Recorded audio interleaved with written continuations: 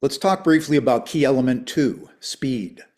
Bureaucracies, no matter the type or size, whether it's corporate America, education, government, whether it's 50, 500, or 50,000 people, have to have quantum change, especially in today's environment. In a bureaucracy, any incremental change can be readily resisted by those that oppose it. And no matter who you are, there's often a tendency to take a bold step forward and then slow down, hoping to gain more buy-in, and then take another small step. Those incremental nudgings and coaxings in a world that's moving in nanoseconds are unacceptable in today's environment. When we believe in something, we need to strike boldly, take the action, live with the consequences. If it's right, soar on. If it's not, cut our losses, learn from it, and move on to something else.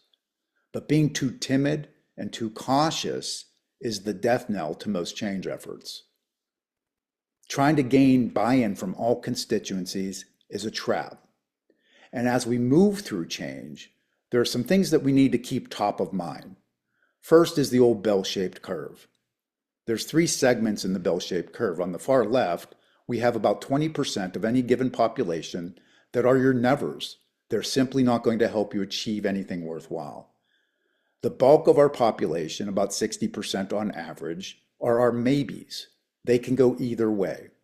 And on the far right, we have our models. They'll walk on broken glass for you. One of the keys to keep in mind as you move through change is don't waste a brain cell trying to convince the nevers to buy in. All of our opportunity is with the maybes. We also need to be fully aware of one of the major saboteurs of most change efforts, and that's the day job. It's the whirlwind. It's everything we're doing on a daily basis to keep the operation humming, to keep the lights on. We cannot neglect that. But if we devote 100% of our time and effort there, we will never achieve anything in addition to the whirlwind, to maintaining the whirlwind. There's a rub or conflict between the two. The whirlwind is urgent. It acts on us. The new results that we're going after, they're critically important, but we need to make sure that we are taking action on those. Think about it. If you had no new results to go after in the next year, would you still be busy? There's always stuff to do. That's the whirlwind. The whirlwind can be a trap. We must also embrace the notion of urgency before strategy. Strategy in and of itself does not have enough thrust to blast through the inertia that exists in most organizations. And it's difficult, especially for those of us who have been schooled in business about strategy and determining our plans to move forward and accomplish what matters most, to understand that we truly must gain the head and heart of those we lead, build up enough engagement, passion, determination, alignment, focus, energy, accountability, and ownership around helping us accomplish what truly matters. So the whole notion of urgency before strategy is really critical.